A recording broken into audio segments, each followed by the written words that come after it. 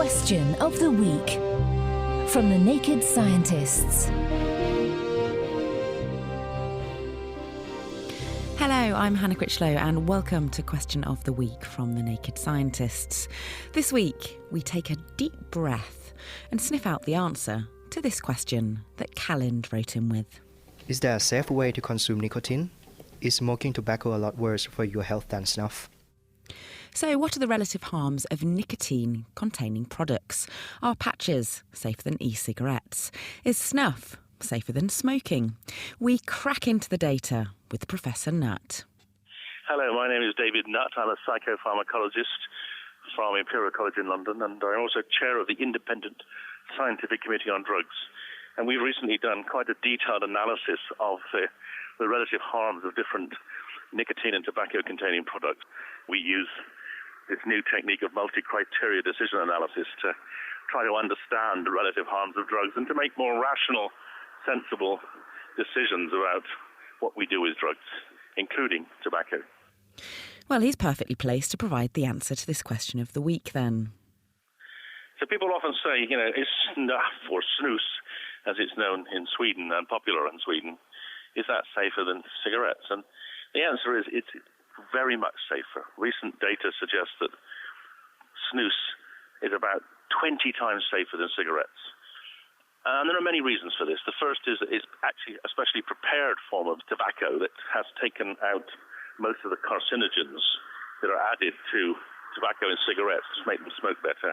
The second is it's not smoked, it doesn't get in the lungs, and there's no carbon monoxide to damage the heart. So snuff is considerably safer than smoking cigarettes. But what about electronic cigarettes, which vaporise nicotine and deliver it to the lungs? Back to David on the risks of e-cigarettes.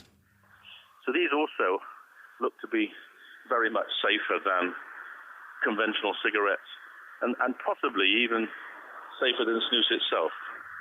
And what about the passive risk of e-cigarettes for those around the smoker?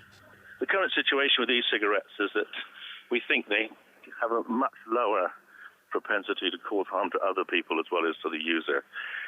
It's not been extensively studied, but you certainly don't get the contamination of the air with the carcinogens that you get from smoked cigarettes.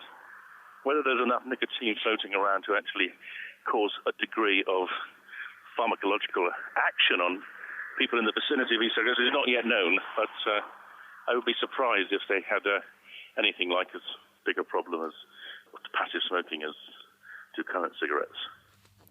And partly because of this, patches are deemed to be safest of them all. If you'd like further details, visit the Independent Science Committee on Drugs website. Now, closing the show, let's sleep on this question that Martin Taper wrote in with. I've been affected by the moon all my life. I medicate myself to sleep in a full moon, otherwise I don't sleep. I am also affected by air pressure in a similar way. When the air pressure is high and it's full or near full moon, I'm unable to sleep with that medication, and if I do partially sleep, I have wild dreams. When the opposite is the case, I sleep like the dead. Is there a scientific explanation for this? So could the phase of the moon affect how you sleep? Or could air pressure affect the content of your dreams? Do you have any experiences with this? Let us know your thoughts. You can email studio@thenakedscientists.com. You can tweet @nakedscientists. You can write on our Facebook page, or you can join in the debate on our forum, which is at nakedscientists.com/forum.